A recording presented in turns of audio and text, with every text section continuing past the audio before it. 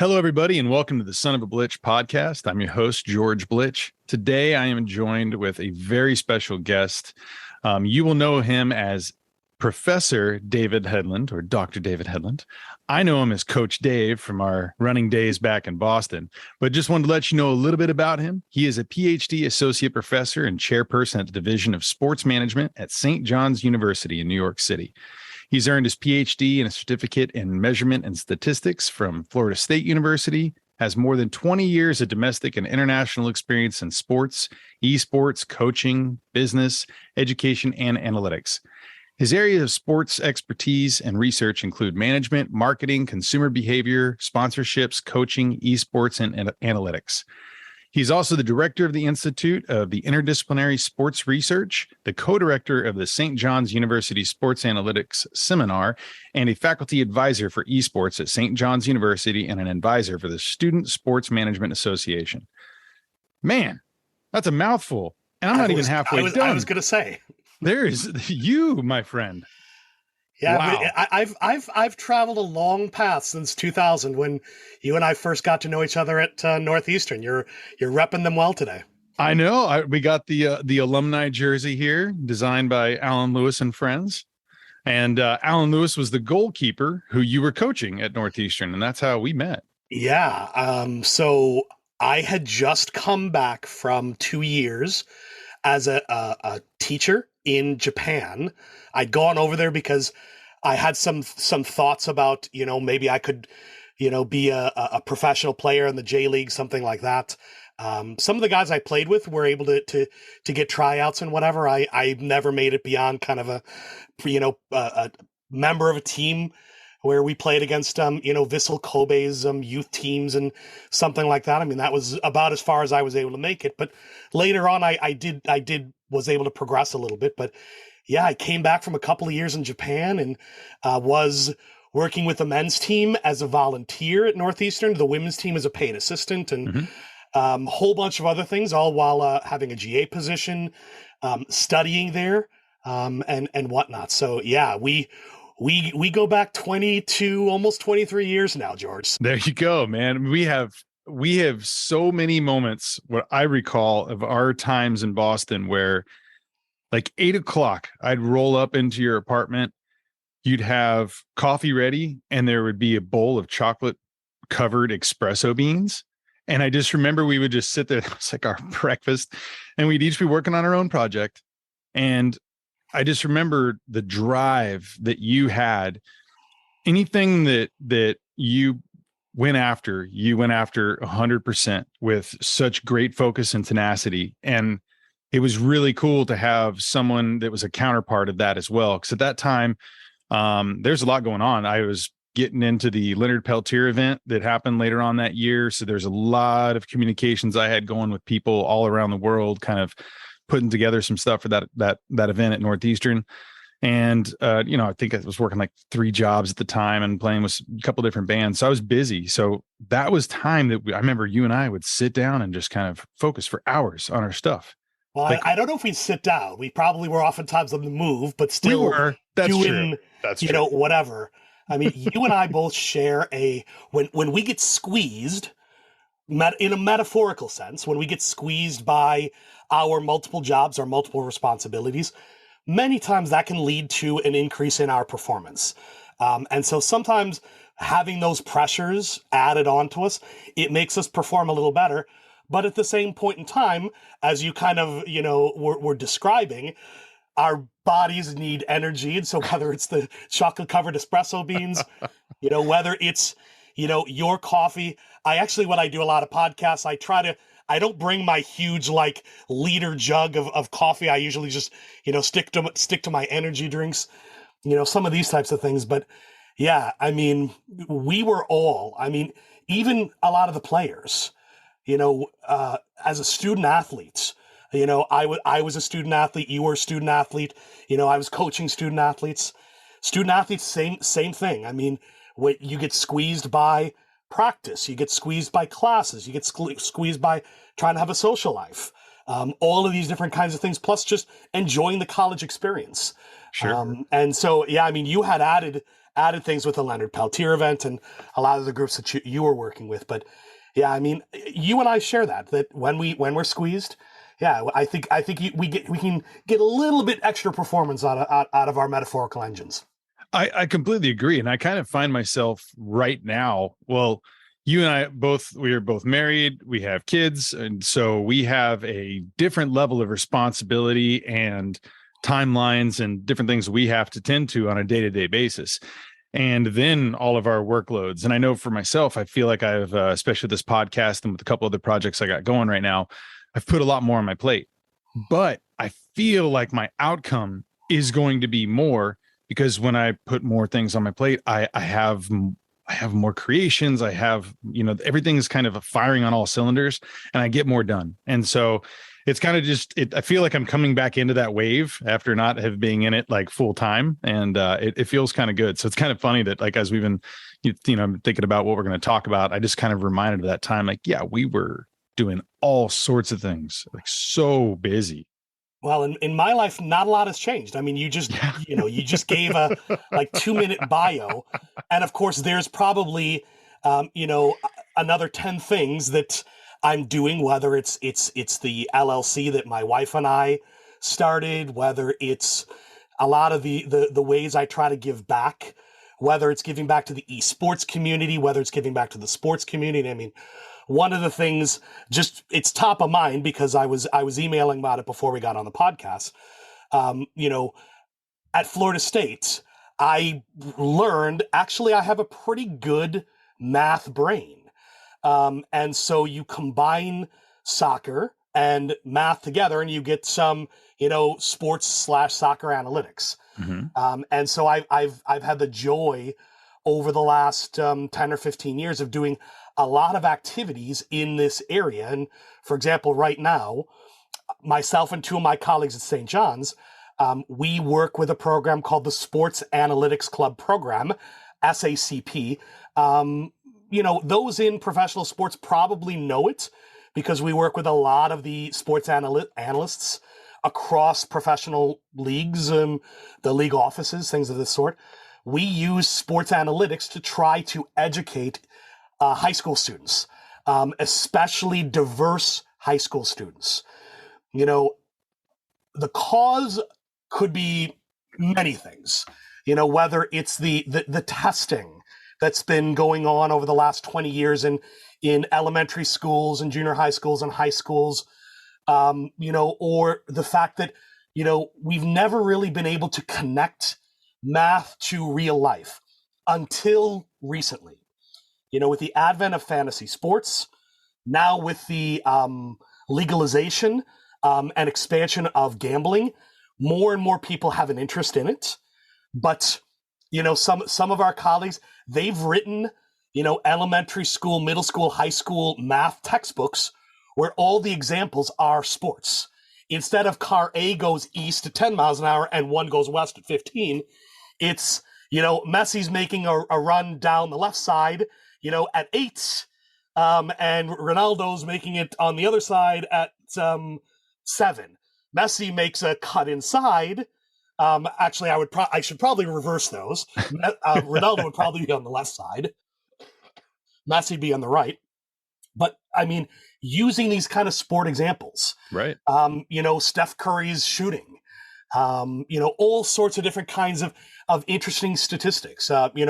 How many UConn players have been women's UConn players drafted into the WNBA? I mean, there's so many different kinds of ways in which math can be made more interesting.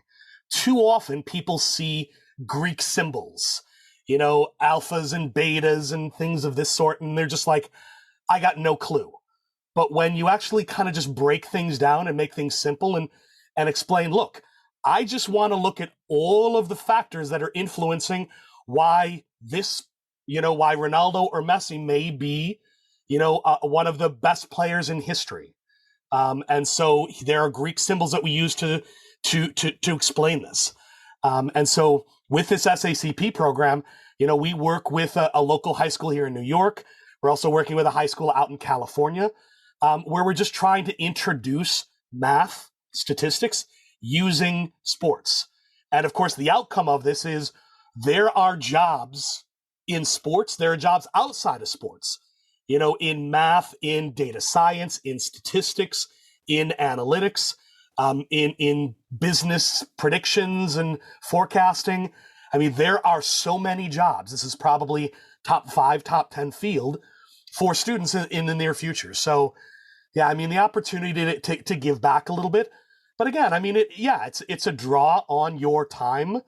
But yeah, I mean, I was lucky. I was doing that when I was, early to mid 20s at Northeastern, and I'm still doing it now, many years later, as a chair and all those other things you described. So, well, and it's fascinating too to see, we've kept in touch, and there's been times, where there's been like a gap of a year or two. We don't talk as much. Usually on road trips, I can give you a call and I got some free time because we kind of dive into long conversations and catch up. But I've seen the progression of where you have gone, and like looking right here. I mean, today, here is your book that I know you had other people that worked on it too, and there's a lot of teams involved here, but you're one of the top guys with esports right now. If there's anybody that has any questions, you're the one who probably knows all the answers, where to point them to, it's been fascinating to see over these last 10, 15 years, the progression of that whole movement of esports and all the business around it and just the playing side. I mean, there is so many facets to that. So can you talk me into like how you actually first got into this realm of esports? Yeah. So, I mean, let me, it's sometimes it's hard for me to take a compliment. I know those who know me, some might say that I know few people who are more arrogant than Dr. Hedlund, but at the same point in time when a lot of this, the first time someone said, I am the most powerful person in esports publishing in the world, like that was just kind of a little bit like, no. And then, people were like, yeah. You wrote the only, to this date, June 21st, 2022, the only English language textbook on esports. You are the founding chief editor of the Journal of Electronic Gaming and Esports, which is, one of the first publisher supported, dedicated esports journals and electronic gaming. So that's, whether it's haptic technology, the vibrations on your phone, whether it's augmented, virtual, mixed reality, whether it's the health and wellness of our athletes, whether it's social issues, whether it's the business, whether it's are there ways in which we could have the esports in the Olympics, all of these different kinds of things. And so, yeah, I mean, I'm humbled by the compliment. So certainly thank you there, George. I appreciate that. But yeah, I mean, to your question, esports today, I mean, anyone who is of our general age, we'll say 30s, 40s, 50s, we go back to probably Ataris, in the Pong. early 80s, and then NES, the Nintendo Entertainment System, in the mid to late 80s. Probably, depending on what we may have been doing, some of the technology that we may have had at our fingertips in the, mid to late 90s with the MUDs, the multi-user dungeons, and some of these kind of things, and then the Warcrafts and the Diablos and some of these kind of games, and then then we start seeing a lot of the games that are, some of which are still around today, and so I mean, for me, I remember playing on Atari. I remember playing Frogger and Asteroids games, and I remember going to University of Wisconsin-Milwaukee, where my father was a dean, and going and getting to play on computers. And I remember baseball games on the Apple II Plus to C to E that we had access to, and some of these kind of things. So, right. I mean, I go back to some of the beginning stages of when computer games were kind of consumer focused. Yeah, I mean, in 72, there were some of the Stanford events with Space Wars. As we researched some of the first games, which were tennis-like games, go back into the 1950s.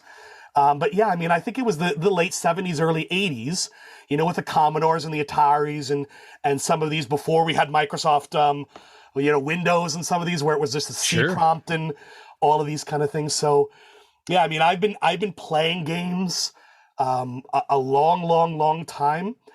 On the esports side, yeah, I mean, it was probably within the last 20 years or so that we started to be able to connect together. And so interestingly, I mean, one of the first things that people ask about is, what are esports, and then are esports a sport, so to speak? And so I can actually take these in explain both of these. So, we have video games. Video games basically are when we're just playing against the computer. Some people might say PVC, player versus computer.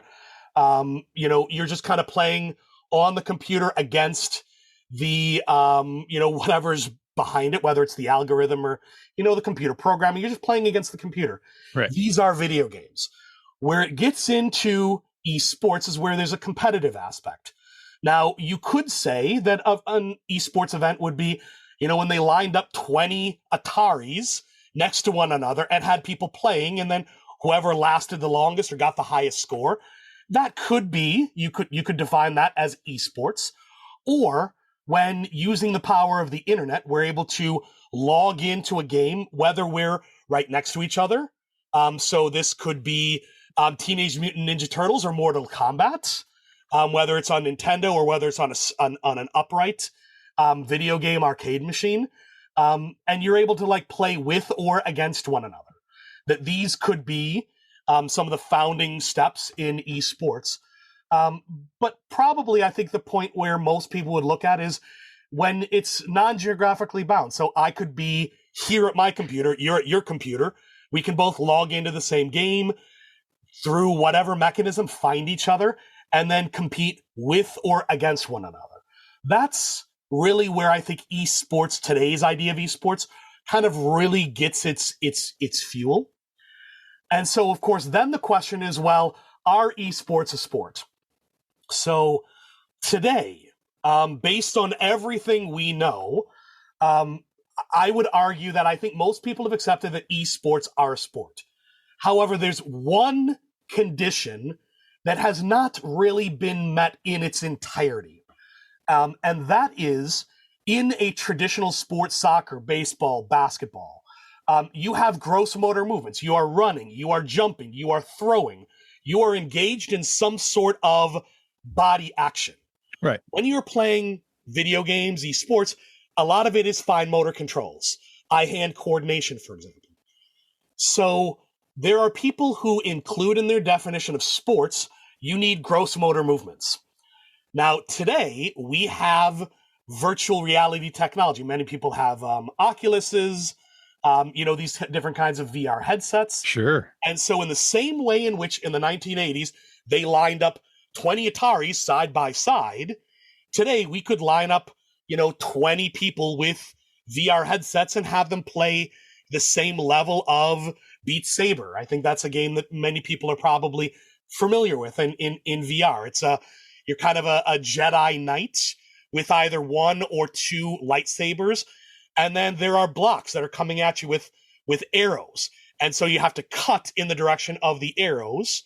So you're doing all of these kind of things in coordination with. You're doing the movements. So, right. You could be listening to Katy Perry, or you could be listening to Linkin Park or some techno music or something. And so, you get into this little routine, which I bet look at as your air drumming. Right. Right. Oh yeah. What's the rhythm? Very much of what sure. you're doing. You're a drummer too. So I'm sure you're. And so, you could now have VR competitions. And of course, I think VR tennis is one area where there is a growing VR tennis application that can be played.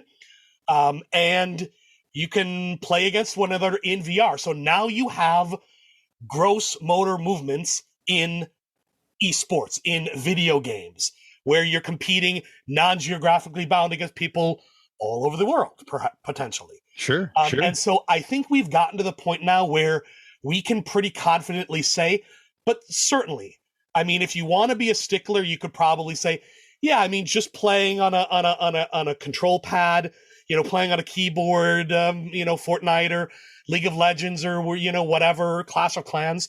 Yeah, maybe those aren't true sports in the notion of gross motor movements, but everything else about them, the way in which players are connected, you need to be skilled. These are games of skill, not games of chance. You take one of the best Clash of Clans players and you put them against a novice. 99 times out of 100, that skilled player, that expert, is going to be able to defeat that novice player. And so these are games of skill. Right. And so, yeah, I mean, there's so many interesting ways we could think about esports, but let me just give you some statistics and maybe this can jump off into some other points. So cool. Today, common estimates are somewhere in the neighborhood of 3.2, 3.3 billion people play electronic games, video games of one sort or another. Angry Birds, Words with Friends, Clash of Clans, Counter-Strike, Call of Duty, League of Legends, VR tennis. So we've got 3.5 billion people who are playing these games. Predominantly, obviously, it's because we have mobile devices in our pockets. Sure. But that's what, half the world's population, give or take? Yeah. About 600 million, give or take, are probably playing electronic sports. And so these are where you are playing with or against other people through some sort of connection, matching function, through however the games are designed, using the internet and some of these other powers that be. And so one of the things that I think a lot of us have been talking about, at least for the last 5 years, when I really kind of pivoted and said, you know what, I can do all my management, my marketing, my consumer behavior, my analytics research, but there's an opportunity here. And nothing's been more powerful than seeing how many people play. I mean, anyone that I meet, I could talk to them about this. Okay, do you feel comfortable opening your phone? Okay, if not, if you do, if you don't, what kind of apps do you have on your phone? Do you have any gaming apps? What do you do when you have downtime, when you're sitting if I'm on a plane, sitting in the lobby of the airport? Right. What are you doing on your phone? Are you emailing? Are you being productive? Or are you just kind of, I'm playing Wordle. I'm doing these kind of things. And so, most people, in fact, I would struggle to think of any person I have met in the last few years who's been able to say, yep, I don't have a single gaming app of some sort that allows me to play on at least my mobile device. Not to mention consoles and computers and VR and all these other devices that are out there. And so it's the biggest sports, or I can even say it's the biggest sport without quotation marks, where a lot of people just don't even understand some of the basics of it. And so a lot of my purpose in the space is trying to educate. So whether it's writing the textbook, which we did first, whether it's creating the journal, now, peer-reviewed research. The first editorial that I wrote about kind of like the purpose of the journal is coming out in the next couple of weeks.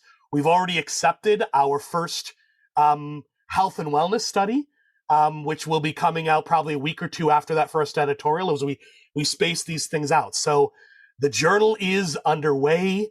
We have a number of really interesting pieces. But right now, I mean, a lot of the research is health and wellness, the medical aspects, of everything from, whether it's things that we're doing in our homes, with stationary bicycles, but we can connect, with the Pelotons and Zwifts, sure. All of these kind of technologies, to what we're eating, how our physiological responses, overuse injuries, in the same way in which, if I sent my goalkeepers out there for 2-a-days, so 6 hours of training a day, how beaten up they would be from the diving and everything, and how exhausted they'd be. Same kind of thing with gaming. Although our bodies can probably handle more gaming than traditional sports because it's not as taxing because we're not doing those gross motor movements. Right. But yeah, I mean, you play games for, 8, 10, 12 hours, which you should not do. But if you're doing that, yeah, I mean, your fingers, your wrists, your forearms, your elbows, your shoulders, your back, all of these different kinds of things, you're probably going to be a little bit sensitive. And if you do this day after day over time, it's going to be painful. And so even with my son, my 7-year-old, we try to, you can do a little bit of gaming. You can watch a little bit on YouTube. Some of these kind of things you can watch, if you're playing Minecraft, you can watch Dream and some of the other world's best and learn techniques from them. Or, you're playing Roblox, you can watch any of the number of different people who are out there who are recording their different kinds of gameplay. And so, I mean, there's all sorts of interesting ways in which, esports, electronic gaming can be explored and discussed. But I mean, the area where I'm most excited is I don't even know, in many cases, what to call some of these kind of things. The metaverse, we talk about the metaverse in very abstract terms for a reason, because we don't really know what it is. Right. Meta Still can forming. invest $10 billion, but what exactly is it going to look like? Is it going to be, something in Fortnite, where when you go in the lobby, you can go to a concert, you can go shopping, that there's an Amazon store? Like, what exactly is it going to look like? And, we don't have a lot of answers to those questions, but there's a lot of cool things coming in the next 6 months, year, 2 years, 5 years, 10 years. I hesitate to even speculate if it's going to be like, the Google glasses, contacts where we can, we've got like Terminator, like readouts of, whatever that we could just say, hey, search for whatever and we'll see it in the, in the corner of our eye or something like that. I mean, there's all sorts of cool stuff that's coming. Yeah. It's wild to think about those kinds of things. I remember we grew up, I think, myself, I remember having the Atari Pong and like playing like Oregon Trail and like the development of video games. And now I remember talking to our oldest daughter, Alyssa, when she was saying about how they were watching, forget the game that was being played, but they were watching a stream, her and one of her friends, of the game being played, and it was like a big tournament. And I was like, it took me a second. I was like, of course this is happening. I've read about this, but now it's like in my home, like where I'm like, wow, my daughter's actually watching, like this is legitimate. And some of the best players in the world are playing. And, I look in this picture behind you and such, and like, there are massive tournaments where it's not just someone going in and seeing, I don't know. I mean, I know Twitch is one, place where people will host some of their maybe video games, or, my buddy KJ does drumming on that too. It's a place where people can go and kind of check out whatever it is that they're presenting.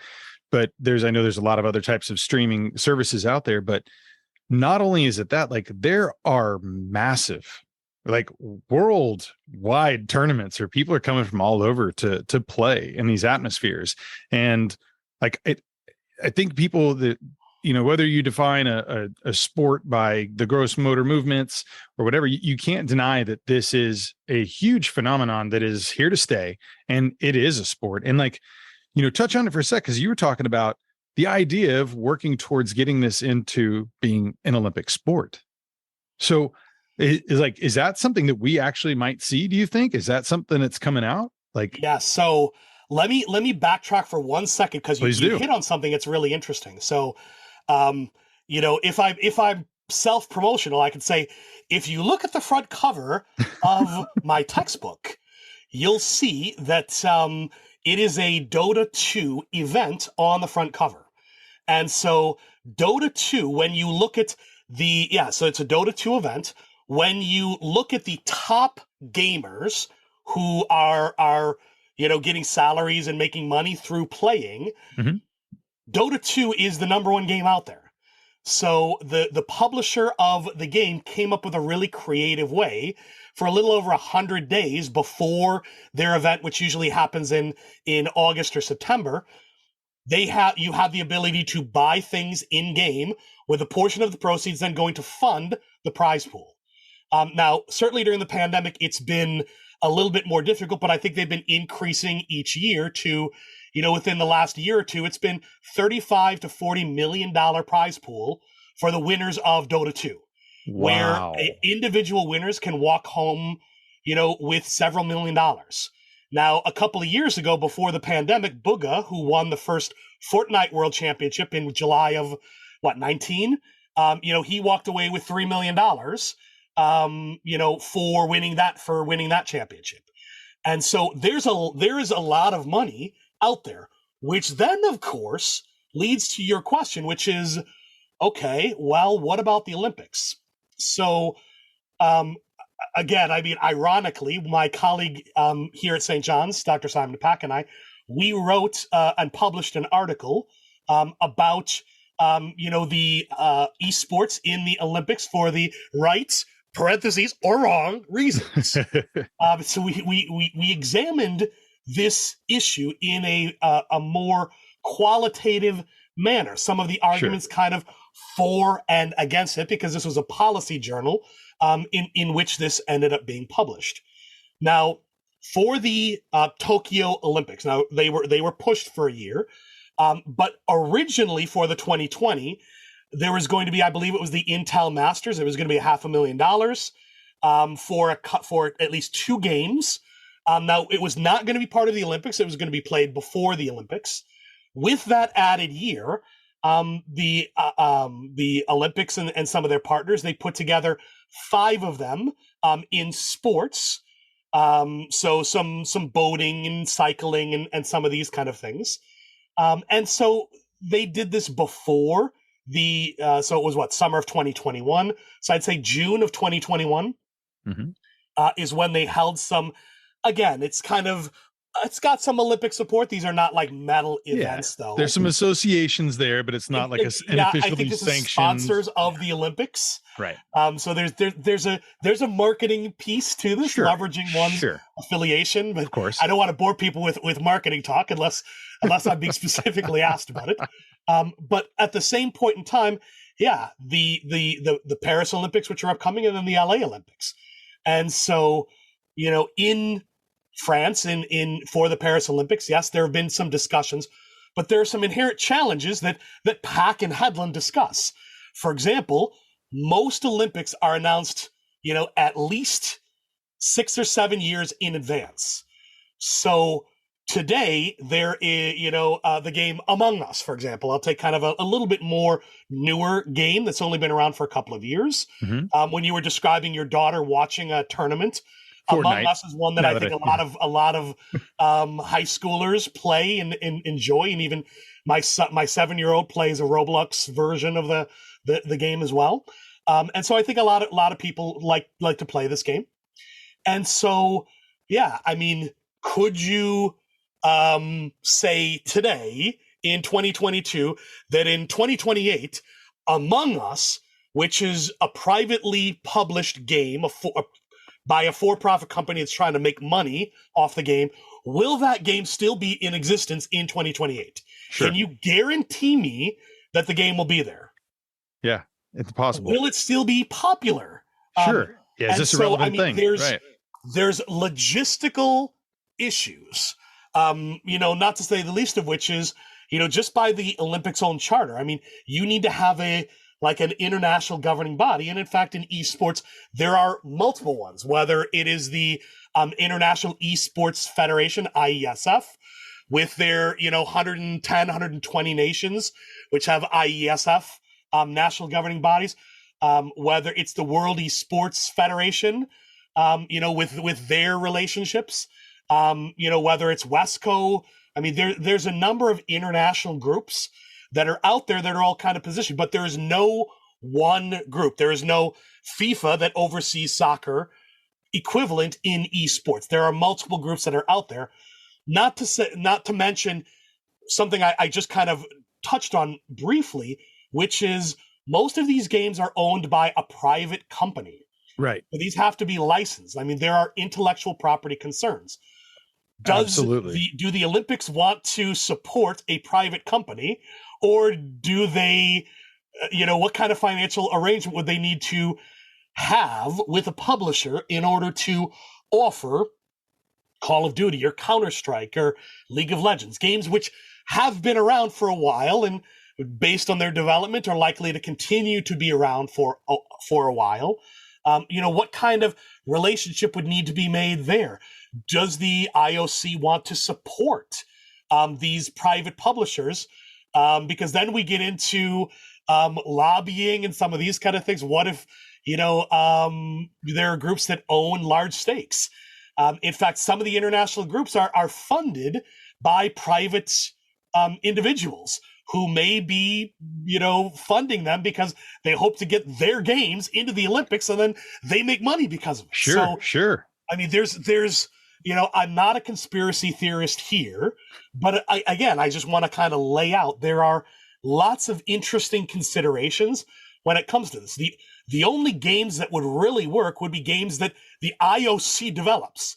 And by last count, a lot of these really popular games, it costs in the neighborhood of $100 million to bring a brand new game to market. I don't think the IOC is going to be spending $100 million to develop a new game that may or may not be a hit or a success. Sure. So, yeah, I mean, will we see it? Yes. We've already seen it. We've already seen regional competitions which have licensed the intellectual property of certain games that are popular in those regions, and then they hold competitions and they give medals to champions. We see the Overwatch League and the Call of Duty League, these international esports leagues around these games where there are teams around the world that are competing. Whether the Overwatch League, when they had them, kind of all in California that first year, and then now they're kind of all out there on their own, or these world championships, these tournament providers, ESL1 and DreamHack and some of these other organizations that are organizing tournaments all over the world.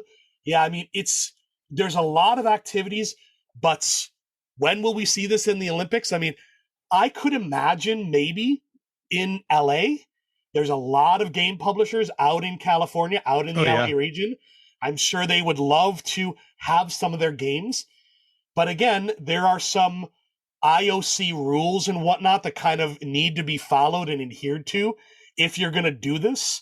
And so, yeah, I mean, we'll wait and we'll see in the next few years. We'll certainly figure this out. But yeah, I mean, whether it's at the Olympics, whether it's a pre-Olympic non-medal event, yeah, I mean, we're going to continue to see more and more of these. But yeah, when we see, League of Legends, over multiple weekends, with streaming numbers in the, tens, if not hundreds of millions, depending on how we want to count, if it's every time someone logs in, someone logs out, whether it's unique viewers, that's, even just how do we measure some of these things in esports is an issue that we face. This is where my analytics side and my esports side kind of merge together a little bit. But yeah, I mean, there's more questions than answers right now, but it's really exciting to be in the space and just talk to people and try to educate, as much as I can. So let's get to that too, because you've gone and you've been invited to speak at many different symposiums, gatherings. I know you're kind of at the forefront of a lot of these things too. So I'm sure that each aspect, maybe one, they might be asking you about marketing, or maybe they might ask you about this little niche of it. So are they having you come out and speak at a lot of things now that kind of the world's opening back up? And, were you doing, I can only imagine you're doing a lot of Zoom, conferencing for the last couple of years and such too, but I'm sure you're a pro at that. we joked when you asked me do you have a high quality mic? Yes. I had to ask. I know the answer. Not everyone does. But you would, right? Excuse me. But, at the same point, yeah, I mean, before everything got started, yeah, having the opportunity to go to China, to South Korea, this year, if I can swing it, I'm going to be heading over to Sweden later this year. We're hosting a research conference out in Hawaii beginning of next year. Yeah, I mean, again, I mean, it's a little bit challenging sometimes because some nations have a little bit more restrictions than others, and so it's always a little bit hard. But yeah, I've spent much of the last 2 to 3 years on Zoom and other conference platforms, talking to, whether it's even some local people, a high school where I could be on St. John's Queens campus and throw a ball into the yard of a school.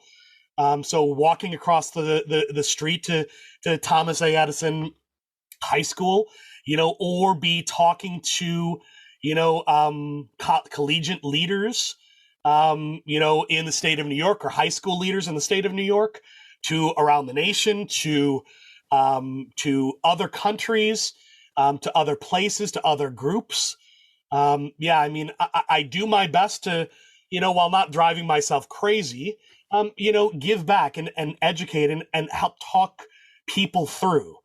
The biggest area I probably speak about most is literally just the organization of esports, which probably to your viewers would be fairly mundane and boring. But literally, if you just kind of think about it, you and I both played high school sports. Can we offer esports in high schools, after school activities? And of course, we know that today there are multiple providers of esports at the high school level, whether it's NASEF, whether it's Play Versus. There's a number of these types of organizations in the United States that organize high school level esports. But how do you want to do this? Because you have to get the, intellectual property licensing of any of these games that you're going to use. And ironically, some publishers, you absolutely must have a license in order to organize a competition. For other publishers, they're much more hands off. Look, if you got more people playing our game, that's really what we're more interested in. We're more Throw interested in as many events as you want. Sure. Right. Whatever you can do to find more people who are interested in playing whatever our game may be. And so even within the publishing space, it's a really interesting kind of variance just in terms of what types of publishers out there. And then of course, you can have clubs that are, do you want to play video games? Do you want to build video games? Do you want to do the development side? Sure. And in fact, that's the route that St. John's has taken. We certainly have the competitive side. Our main Discord channel, we've got over 800 students and alumni who are all there. We've got several other, we've got a Big East Esports. We've got more of a club esports as well. So there's a lot of things we're doing there, but our academic programs are more on the video game design. So whether it's an English major writing a script, what's the storyline of the game? Is this a shooter game? Is this an adventure game? Is this a sports game? What's the narrative of the game? What would someone speak as a narrator to the game? You have now landed on planet SOB, son of a Blitch. Whatever. The son of a Blitch's planet. I knew they'd find it. You are going to be playing drums, in order to move on to the second room, whatever. Right. So whether it's the, writing that, whether it's the actual computer science and building aspects, whether it's the art and the animation aspects. Yeah, the interdisciplinary connections there. Yeah, sure. How are we going to make, the business aspects? How are we going to make money out of this? How are we going to, try to encourage people who play this game to, when we produce another game, then switch over to this. And so there's a very interdisciplinary, multidisciplinary view of a lot of these things. And so more and more educational institutions from elementary schools on up are looking at these. There's curriculum where, we can teach students how to code using Minecraft, using Roblox.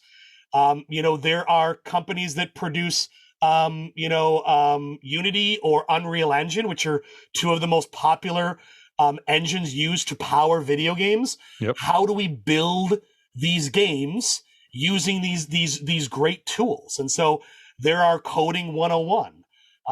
My son, obviously, because I have a little bit of a background, he gets an iPad from his school, and there are coding games, and I've taught him how to, write the programming to do some of this coding. So these are really simple. They're almost Frogger. Some of them are Frogger-like. Sure.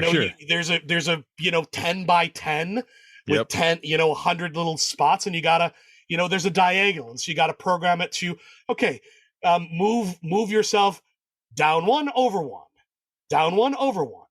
And then, okay, well, how would you automate this? So, rerun down 1 over 1 10 times. So How would you program this? So, my son has learned this, and I think maybe sometimes he probably knows more about coding than his teacher does. But he's got this iPad that's got all these cool tools on it, and he's able to learn some of these kinds of things. And so, yeah, I mean, there's so many interesting future outcomes, whether it's education, whether it's relaxation, whether it's socialization, whether it's career preparation. There's so many different aspects to gaming within schools, within academic programs, within extramural programs outside, whether you're playing, competing, organizing tournaments, learning all of these kinds of things. Yeah, I mean, a lot of the skills that students need can be found within many of these different aspects. And so more and more people, I think, are in recognition of this. But still, there's a lot of people who are uneducated about these. There's still a lot of stereotypes about gamers and gaming nerds, and that it's only this certain, dark subsect of the population that's doing this, and that these people are X, Y, and Z. And many of those stereotypes are either patently false, incorrect, misunderstandings, or otherwise. And so again, as I kind of described earlier, a lot of what I look at my role is educating people. And so if it's a local school, if it's a state group, if it's others, yeah, I mean, I'm trying to do my part. And, if I educate enough people, then yeah, I mean, and they hear these messages, they hear these lessons, they will then be able to share some of these things. They'll do their own explorations. They'll take what I've taught them, but they'll also learn new things, and then they will educate. And then pretty soon we'll, in the same way in which we have an army of marketing professors teaching marketing at universities, in 15 or 20 years, we will have an army of electronic gaming, video game design, video game development, business of video games, esports competitions, event management in esports, esports management. We'll have all of these kind of faculty members, professors, teachers at all levels with a better understanding than where we are today. And so it's really exciting, and I kind of love being at the forefront of this, because I do get to see a lot of things that a lot of people have only dreamed of. Yeah. And so it's really exciting. It's really thrilling to kind of be in this innovation, emerging technology space, because what I knew yesterday, tomorrow may be wrong, because of research or development, innovation. So yeah, it's exciting, and I'm happy to play a small role in this, because one person can't do all of this themselves. It takes an army, whether it's writing the book, whether it's doing the journal. The 47 people involved in the book, the 54 people who are involved in the journal, the hundreds of people involved in any of the number of groups that are working on these issues. So yeah, it's an exciting time to kind of be involved in a lot of this. It totally sounds it. I mean, I think about like the idea of the legitimacy of the careers that you were just kind of touching base on, the having that in this collegiate level and all the different kind of courses and things you can study, but the business, the marketing, the analytics, the statistics, there's so many different things in the development. I mean, I got a kiddo too that's, doing some computer programming. As I drive home from work every day, you see all the signs. It's like, coding camp for this age, that age, where when we were first growing up, computers, we did some programming. I mean, I remember like building all my old websites in like HTML. Now you just drag a picture and it's like, oh, it's there. I'm like, Dreamweaver. that would have taken me 20 hours. And then of course the client would be like, I need all these things changed.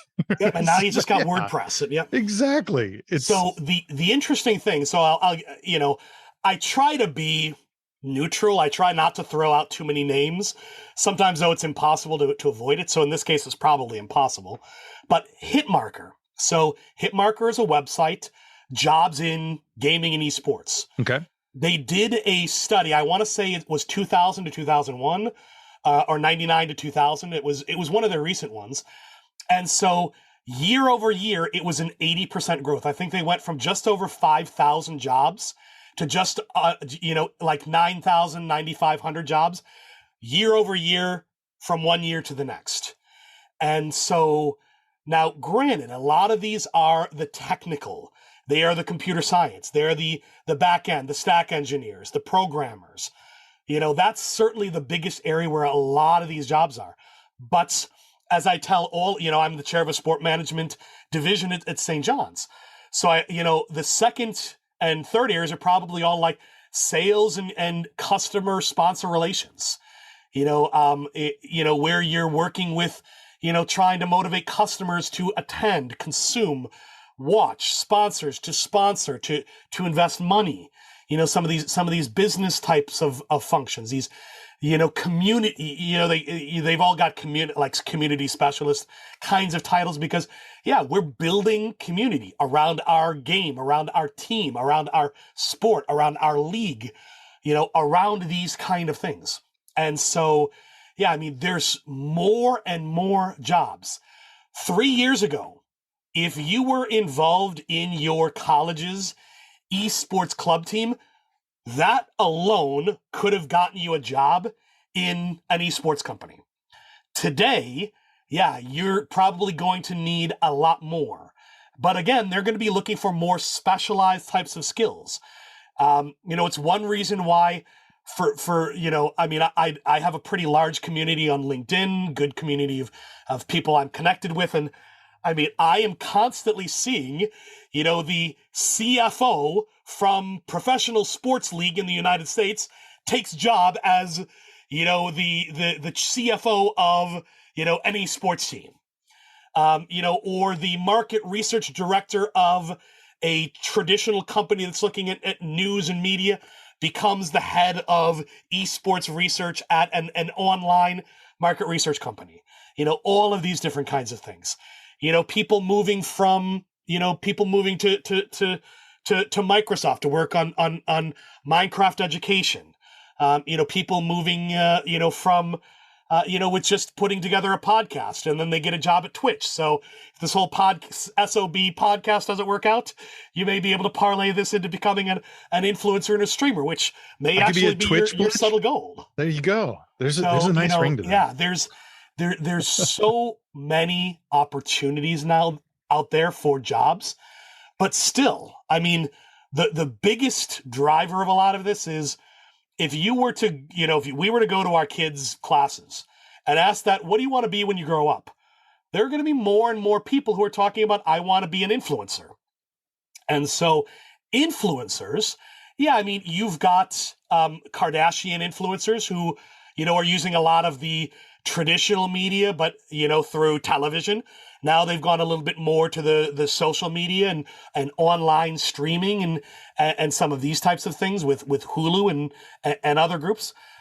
But you have lots of people, whether it's on Twitch, whether it's on YouTube, whether it's on some of these other, Facebook gaming, some of these other kinds of platforms. I mean, those are probably Facebook, YouTube, and Facebook. They're Twitch, YouTube, and Facebook. They're probably some of the biggest ones, although, parent company of some of these, there's some overlap between them. Right. But yeah, I mean, there's all sorts of interesting opportunities out there, and more young people, they're probably thinking, yeah, I'd like to, create my own videos. When you have 5-year-olds, now 6-year-olds, who, and not mine, but others, who are world's best in, Call of Duty, something like this. And with a couple of Google searches, you could probably find out exactly who I'm referring to. When you've got 5-year-olds who are some of the best, when you've got 90-year-olds who are some of the best Grand Theft Auto players, out there, when you've got, retirees who are some of the best race car drivers, when you have non-able bodied individuals, people with different physical challenges that they face, but yet they get adaptive controllers. And so, the quad gods, are one that I think of here in the United States. In fact, one of the United States' best, I don't know if it's Tekken or Mortal Kombat, is a non-able-bodied individuals. I mean, and this is where gaming gets super interesting because, we talk about in sports, everyone can play. Just the other day, I saw that the whoever's in charge of international swimming is, in terms of transgender athletes, that they put some limitations. You can't have transfer, what with like age of 12, I think, your gender identity. I mean, and so there are all of these kind of things where there are limitations and barriers and challenges that people face. But in gaming, everyone can play. Even, just because today we may not, someone who, maybe they only have use of their eyes. We may not have an adaptive controller that works with eyes, but it could be developed. Oh, and I'm sure it will be. Yeah. I mean, I often quote Toni Morrison when people ask me about why did I do what I did. And in fact, some of the inspiration comes from Toni Morrison, a famous African-American writer and speaker in the, I think 1981, I want to say. She was speaking to the Ohio Arts Council, and she talked about, if you want to read a book on a topic and the book doesn't exist, write it. Yep. And so that kind of philosophy, that entrepreneurial, innovative, something doesn't exist, build it. My son loves Legos. I often think about, do I have the knowledge to build a Lego sorter, where we could sort all these different by color, by parts, the number of times, I have to build and rebuild and get the instructions out, all the Legos that get smashed and broken and all of these different kinds of things. And, the vacuum cleaner that my wife and I go through with this. What can I build to do this? Can I build a machine that'll be like, it'll sweep up all these pieces and it'll tell you, in this pile, you have these 3 sets. Let me separate them for you. And then here's a bag. Here's everything you need to rebuild the car and, the Minecraft set and all of these different kinds of things. And unfortunately, I don't have the technological understanding to do some of that, but I know there are people who are building Lego sorters and things like this. And so, sure. Yeah, I mean, there's opportunities out there, I think, to build and innovate and create. And of course, that kind of brings my life almost full circle, because that was really what my PhD dissertation was all about. The creation of value within sport organizations. And the fact that, when people, were thinking about sport organizations for a long time, they basically thought of everyone as in the way business does, that you are individual consumers, which negates the fact that how often do people go to sporting events alone? And the answer to that question is rarely, if ever, you go with others. So that means you can't think of sport consumers like business consumers. The way in which Stop and Shop or CVS or, Amazon thinks of their consumers, as individuals. You can't think about that when you're thinking about sports consumers. You have to think about them in a much broader way, this group, this community of consumers. And so how do you create value amongst, within, through, in partnership with groups? And so, yeah, there's so many areas. So I'll let you choose where we go next with the conversation. Well, I was thinking about there's certain, you're never going to make a living playing video games. I mean, you that sentence has been said by many parents over time. And now you're talking about, you're just mentioning some of the prize pools there of, millions of dollars, and how many tens of millions of dollars may be behind one particular event. And you're talking about collegiate teams. And I'm, instead of assuming the answer, I'll ask, are there college esports athletes who are getting they're getting their colleges paid. They have scholarships. Yes. So you're seeing like the, so you can, be able to do that. Now you can answer your parents, children, if you're listening. Here we go. Coach David Hedlund told me. And it's amazing to see that. And I really saw that first bit of it when Alyssa was playing Fortnite. That was the game. And she was talking about all the different players that were, super big at the time. And I think you even hit on one of them. And in Fortnite, it'd be the skins. Which was... Did you want to buy which, Wonder Woman skin or a Dune skin or a Star Wars skin? And I can't remember which, because she walked us through that a little bit, and our youngest was there, and like we definitely were kind of learning because she's playing. I was like, what is this all about? I was very, very interested because I came with a gaming background. I used to play a lot of games too, and even back 10 years ago, friends would come over and every now and we'd throw out the old FIFA, the Super Soccer from the old Super Nintendo, and we played these games that were kind of sports related, mainly because I that was kind of what I played the most of at the time. But I'm watching this and looking at the graphics, and I'm like, I realize I don't feel like I'm the old man in the corner. These kids, but I'm looking at the graphics and the interaction and the quickness of like the displays.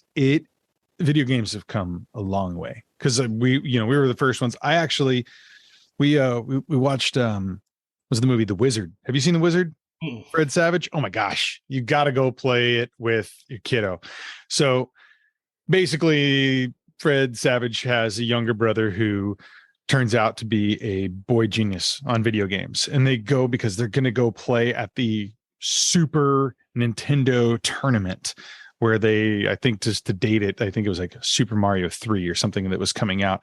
But I remember actually going to these stores back in the day where they would sell the video games. And I remember playing in a tournament, and they had Tetris, and I remember winning my store. So then you'd play against the other stores in the region. And I think I won one or two, and then they gave us a whole new game, Dr. Mario, which was like, it had just come out. No one had ever seen it. And I forgot what I placed. I didn't make it to the next round, but it was all these tournaments to go to the Nintendo finals or whatever they called it, like Nintendo Power Championships, whatever it was in the day.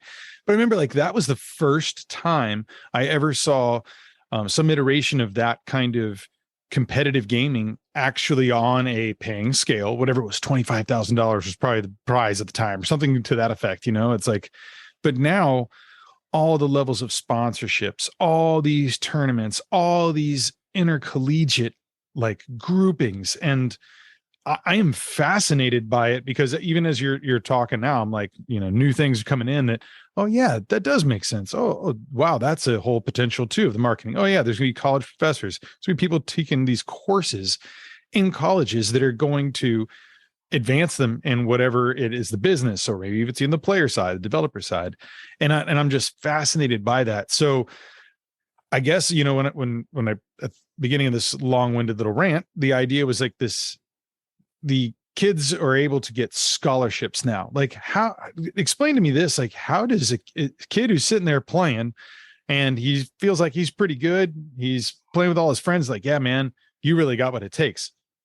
How are you as a player then showing this college that you're worthy of a scholarship to get into their university? In one sentence, the same thing that a traditional student athlete would do, an esports athlete would do. Send the tapes. In this case, just send an email with a link to your Twitch page. Yeah. Where your performance is recorded. Be a top 100 player in the world. And let a coach know you're interested in, attending their university. And yeah, it's the same thing as a traditional student athlete. Some people call them athletes.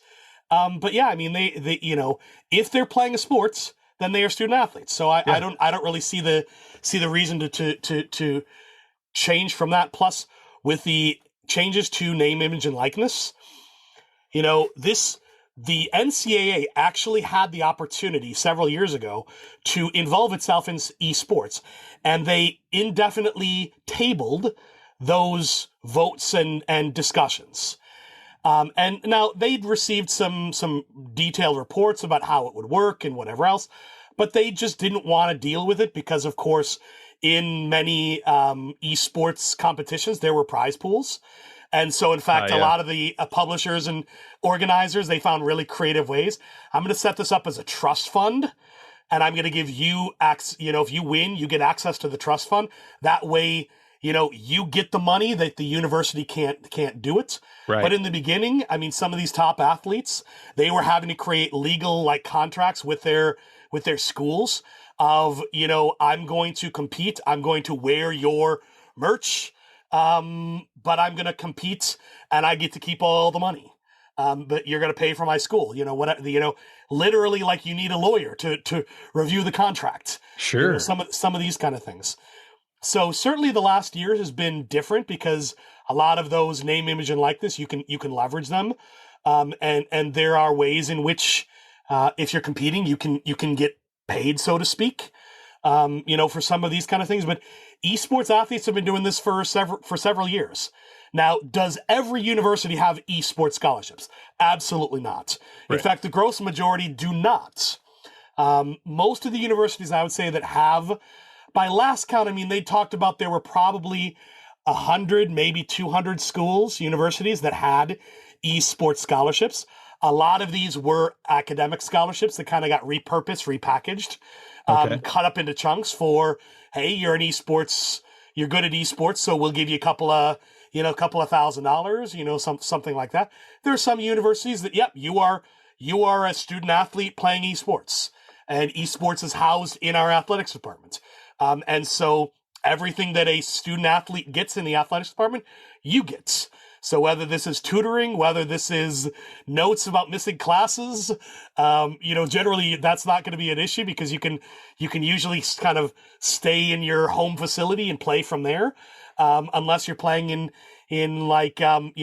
we sent our Super Smash Brothers team to the Collegiate Esports Commissioners Championships back at the second or third week in May, down in Atlanta. And so they placed 5th in the nation in Super Smash Brothers. But the top two teams, Central Florida and Bay State College, each of them had Bay State, I think, had 2 top 100 in the world players, and UCF had 1 top 100 player. And so, of course, playing against those type of players, for someone who's played a lot, expert, but going up against one of the world's best, challenging to say the least. So there may be some competitive disadvantages with some of this, but right now there are esports scholarships out there. But you mentioned parents. I spend a lot of time talking to parents. There's a lot of parent groups who come and they is it good if my little Janie or little Jimmy's playing 8 to 12 hours a day? No. If I was in the weight room for my soccer, preparing for soccer for 8 to 12 hours, my coach is eventually going to kick me out, probably after 3 hours. And so parents need to do some of that. However, there are other activities that they can do. In fact, I encourage a lot of them, use Twitch, use YouTube to watch replays. Every day, my son asks me, some point in time or another, Daddy, do you know how to make a totem of undying in Minecraft? No, Jaden. I have no idea what the recipe is to make a totem of undying. I just know if you go to a woodland mansion and you kill these certain creatures, they will drop a totem of undying. Oh, well, I learned from this YouTube influencer streamer, here's how you make a totem of undying. So, I know more than you about Minecraft. And so, it's interesting because, in the same way in which we did scouting, we would watch video of other teams. We'd watch video, later on we would get video of teams we were playing. We'd cut up the video and we could give our strikers, video on the defense that they were going to be going up against. And so, you can see that they're not really good at holding their flat back 4. So there are opportunities for you, especially if if we're playing 2 in the front, going to the left side, going to the right side,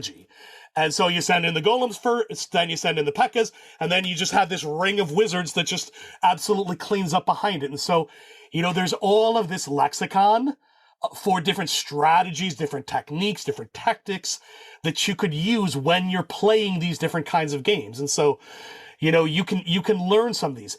When you get into some of the games like Overwatch and League of Legends, where you have, I did the calculation of League of Legends, something like there are 5 billion combinations of like the heroes that you could play in the game. Now, obviously, it's much more limiting, because there are certain players that are just better. They have certain skills that you want. Okay, this player, they're using this champion, then you're going to need to do another champion, in order to kind of, if you're a jungler and you're in the middle doing some of these kind of things. But there are all sorts of strategies and tactics where you could do this literally as you would do a homework assignment. Okay, son, I want you to watch 5 of Ninja's best, go on YouTube and search for Ninja's best Fortnite or Twitch or whatever. And I want you to, watch his stream, and I want you to report back on what weapons is he using, what areas is he going to. Now, again, with patches and all sorts of things, games change. I mean, that's the bane of every player's existence, is the game 2 years ago is not what it was now. Clash of Clans, they now have this you can use this balloon to go up into this capital peak with all these new things, and they're always evolving. In the beginning, we didn't have dark troops. We had like four troops that we would use way back in the beginning. And of course, now there's, 30 troops that we can use. And so there, and each one, depending on if you're in, in your builder base, in your main base, in capital peak, how you play, you're always evolving how you play. But that gives you the opportunity to always keep learning. Find the best players, learn how they play, watch them, take notes. This then becomes a task in information literacy, which in normal people speak is research. So if your daughter is still playing Fortnite, have her research some of the players. Have her then report back on some of these things. In the same way in which my parents probably said, yeah, you need to go and learn how people do this quantitative modeling. That I'll tell my son, hey, you need to go on and you need to figure out which weapons are people using. If you're in Roblox, if you're playing, Pilfering Pirates, or if you're playing, Harbor Havoc, or whatever games he's playing. I frankly can't keep up with it some days. What are people doing in these games? What are the strategies and tactics, that they're doing? Do you, in Pilfering Pirates, do you stay up on your ship and fire your cannon and whatever? Do you get down into a boat and try to board other boats? Which weapons are people using? Are they using the rubber ball or the bombs, or, all of these different kinds of things? There's a lot of things that you can learn. And of course, you can literally just sit back. Perhaps then you're probably just worried about eye strain and some of these kind of things, blue light, and some of these other concerns that people may have. But again, I mean, there are ways in which, okay, so for every hour you do this, you got to go and, spend some time walking around. I'm going to teach you how to do yoga. We're going to do meditation. You got to figure out how you do some of these other kinds of things. A lot of the research that I read is topics like this. What can we do in order to help people be healthier with their gaming activities and behaviors? So, there's so many ways in which, even as parents, we can help our kids to create good habits when it comes to how do they game, some of these different kinds of things. I break my rules all the time. I mean, as a chair, I spend a lot of my time in front of this computer writing emails and doing some of these things. But, you catch me at the right time, I'll have my my gaming gloves, that I'll pop on here to, and in fact, I wear a lot. I wear these, even when I'm just writing emails, because they compress my wrists, they compress my fingers. You can see that I've got some holes there, if I, holes in the fingers and whatnot, because they're put on and taken off. But yeah, I mean, some of my colleagues. So what do you do with over there, Dave? You weightlifting or whatever? No, these are my gaming compression gloves that, they can, make sure that I'm, using good form when I'm sending emails and some of these things. And they've got little rubber on them as well, so I get good traction and some of these kind of things. And so, certainly a lot of my fingers, especially my shooting finger, they're all worn down, and so, whatever else. But yeah, I mean, there's all sorts of really interesting opportunities for parents to be involved in reading and learning and all these kind of things, and then suggesting to their kids and ways in which you can incorporate some of this into the same way in which we might quiz my son on his spelling and his math and some of these kind of things. It just means then we've got to learn, okay, so we might have to do some of that research on our own. So instead of, reading, e-news about, whatever's going on in the world of entertainment, we're self-streaming, these influencers to learn, and then we can turn it on our kids. So, son, do you know how to make an invisibility potion, with these kind of things? Do you know that by pressing F5 in Minecraft, you can get different views of your game? You're not just looking through your eyes. You can see like a camera like 10 feet in front of you in the game. So you then have the ability to look at yourself as you're doing all sorts of different kinds of things. I mean, do you know these things? And so you can really engage your kids. That's, I think, one of the most interesting opportunities. Is a lot of parents are, I'd say probably it's a little bit of the older generation, because they didn't grow up with games, but right. Our generation, we grew up with Nintendo, and so absolutely, yeah. When we're playing Super Mario Brothers, are we Mario? Are we Luigi? Are we the princess? Who's the fourth one? Who am I missing? It's not a game I play a lot, so yeah. But there's a host of characters you could be. Sure. Absolutely. I mean, I think about Mortal Kombat. I mean, who would you want to be in that? I mean, a lot of people, they like to be the ice guy because they'd like to freeze their opponents. The twins because they could tear people's heads off, and who's the one who throws the chain? Come here. Oh yeah. Some of these kind of things. So, yeah, I mean, we're probably a little bit more active, but yeah, like keeping up with our kids' games, whether it's League of Legends, Overwatch, Fortnite, Among Us. mobile games, if it's League of Legends Rift, whatever else, if it's, the sports games, some of these different kinds of things. Yeah, I mean, sometimes it just literally takes sitting down with our kids. What are you playing? Instead of how was your day at school? What are you playing? What games are what games are you playing? What coding games are you doing on your computer? Okay, you had an hour time to play Roblox. What games did you play? And then learning about some of these kind of things. My wife sees my son's playing a game where you're, killing people, and I don't like that. It's okay. The research suggests this is, on the causality, this is not going to cause him to want to go out there and commit murder. Might it make him a little bit excited and aggressive when he loses and, darn it. Yeah. Some of these kind of things. Yeah, sure. Same thing. When I get killed unexpectedly, yeah, I'll probably be saying the same things. I'll just be like, well, it's happened a million times already. So, yeah, but, it happened. I can't Take believe your gloves off and throw them across the room. Yeah, sure. That type of thing. But yeah, I mean, I think parents can be really engaged with their kids with a lot of the gaming. So sure. Well, it's important too. I mean, just monitoring what's going on. You talk about like Roblox and, our youngest, when she's been on it, and there's times I'm like, okay, what's this chat box up in the corner? Oh, well, other players who are playing can, chat about strategies, whatever. And it's like, okay, well, that opens up, a different level of, monitoring that we need to do as parents.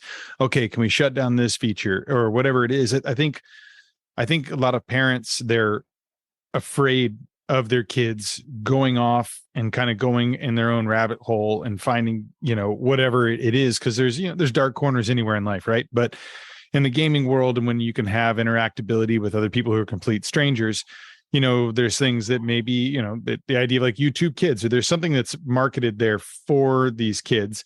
And, you can't be a certain age to play this, but there's always, like, again, there's dark corners everywhere, right? So there's a huge importance in being able to monitor or set those restrictions on things too.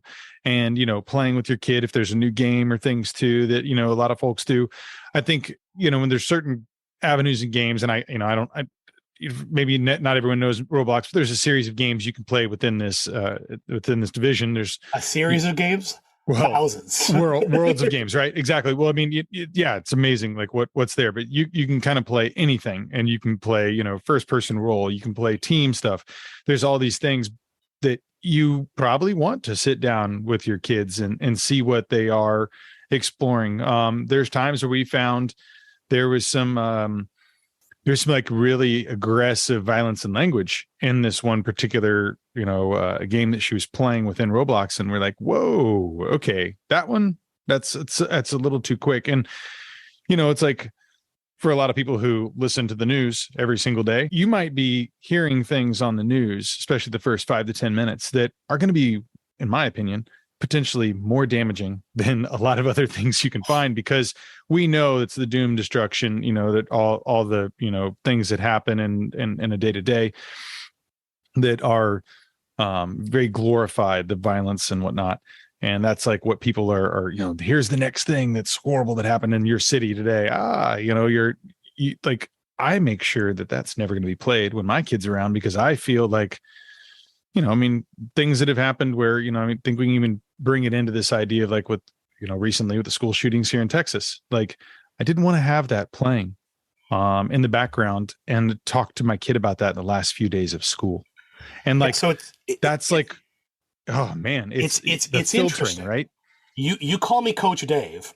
And so, when you are in a traditional sport, learning to be a coach, there's like, the first lessons you always learn as a traditional sport coach is like child wellness, sexual harassment, a lot of these different kinds of basic issues. Nothing to do with like the X's and O's of coaching, right? All about like the wellness of athletes and some of these different kinds of things. When there are esports coaching certificates that are out there that are available that people can take. I believe in almost every one that I've seen, lesson 1 is safety on the internet. And so even with my 7-year-old, I mean, just the other day, I mean, I always kind of, broach the topic carefully, but, okay, so your friend, is, this is your friend, that, but how do you really know that it's your friend who's at the computer, playing? Right. What if it's his mom or his dad?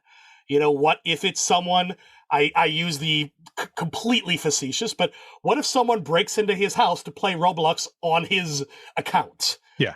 Something like that. You Yes. don't know who these people are in most situations. And so we have to be very careful about who these people are, because even though it's someone we might think we know, I mean, last night I got a friend request from my mom on Facebook, but I'm already friends with my mom on Facebook. So, I got that and pretty immediately reported it as someone, trying to be my mom. Now, I don't know why they want to be my mom, but, they were, that was happening. And so, you're starting to teach your kids, as you're supposed to do, I think, as a parent, about many of the dangers of the world. And this is a legitimate one. When we hear those stories about someone, was convinced to share explicit photos and then were threatened to be exposed and then, commit suicide, some of these, I mean, that's Sure. terrible. I mean, that's awful. That's, like a school shooting that's going on. I mean, these are stories that we want to shield our kids from. But at the same point in time, we do need to educate them about some of these types of issues. So we may be able to shield them from some of the terrible aspects of it. But at the same point in time, we can educate them about activities and behaviors that they can utilize to make sure that they're safe. Right. And so, in the beginning, and still, I mean, sometimes I think, even with Roblox, I should be paying a little bit more attention to what my son is playing, because he plays on my account, so I can then see every game he plays. Right. But he doesn't know yet how to type on the keyboard. So right now he's safe until he develops that skill. Once he learns how to type on the keyboard, then it will have to explore other kinds of things. When he gets a cell phone, we'll have to explore, some of these different kinds of things. But yeah, I mean, I think as a parent, with kids who play, yeah, I mean, understanding these kind of concerns, being able to talk to your kids about these kind of issues, I think these are really important for parents to be able to do. And so, yeah, certainly in esports and related topics, yeah, it's really important.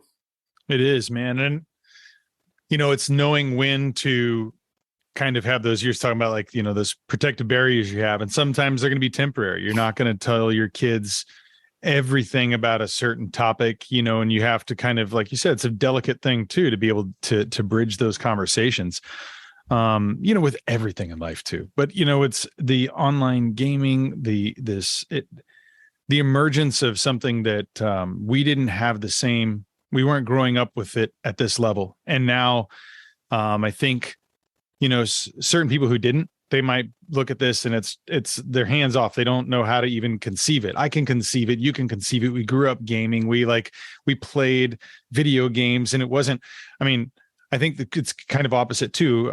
I have a feeling that this was probably similar to you too, having so many sports backgrounds, but I remember it was the streetlights come on, you had 30 minutes to get home. My parents didn't know where I was half the time. We might have been at so-and-so's house or so-and-so's or at the park. Usually you could drive by, and if you see a big clump of bicycles, like that's where we were. That was like our social media, was who was playing where and going where. But that now, of course, with, every kid at a certain age is going to have some type of device, some type of iWatch type thing or phone that they're going to be carrying with them, where there's always this communication. And they also have this ability to always have the world at their fingertips. And it's challenging as a parent. And I know that you've done way more research into this kind of thing. You've probably tackled this on a whole nother intricate level than I have, but it's and my wife being an educator too, it's like we've talked about a lot of the things too that you have to prepare for. And As many as like folks out there who are worried about that world, I see what you're talking about is there's so much also excitement. There are so many potentials of like being able to take this to the next level. You can build your own games. You can become a master. You could have a career at this where, it's like as a musician growing up, it's like everyone's like, so what'd you do for your day job? It's because, as a musician, there's not many that make it to this, huge high paying thing. But now there's more levels in the music industry you can work in. And now it's like you're seeing, somebody it's like playing video games that like, yeah, they actually can make a living and they could become a millionaire doing that if they're one of the top in the world. And they could get sponsorships on top of this. They can totally have their whole career through that. And it's wild to think about that because I don't think that was ever a possibility that we imagined when we were a kid. And maybe your brain is a little bit different. Maybe you saw that because I know that you've kind of always kind of had a head for this kind of space here, but I'm just fascinated by it, man. And I'm just super excited that you came on to talk about it today. And I definitely want to chat, as you have the journal comes out, more your next books that you have, big events that you're going to speak about. I'd love for you to come back and report to us about those and kind of keep us in touch. Yeah, I mean, I'll be happy in a couple of years to bore people with here's what we've learned about esports research. Hey, we might have a couple of years. We're going to have maybe a certain amount of viewers that are going to be doing that are interested in that. But that viewership is growing more and more. But it's fascinating. I know your wife will. I mean, when she was doing her PhD study, some of the work that I was doing was really interesting to her because she was like, "Yeah, I'm learning about this in class." So, yep, yeah, it's fascinating, man. It's fascinating. Well, thanks for having me on today, George. Thank you so much, man. It's great to see you. And once again, tell people where they can find you, read about your projects and such. DavidHedlund.com is probably the best place. If we know one another or if you're interested in learning more about some of this, I send people to LinkedIn because, again, nice professional place to have professional resources and whatnot. So, yep. Sounds good, man. Well, thanks once again. We'll talk soon, buddy. All right. Take care. Bye, George. Take care.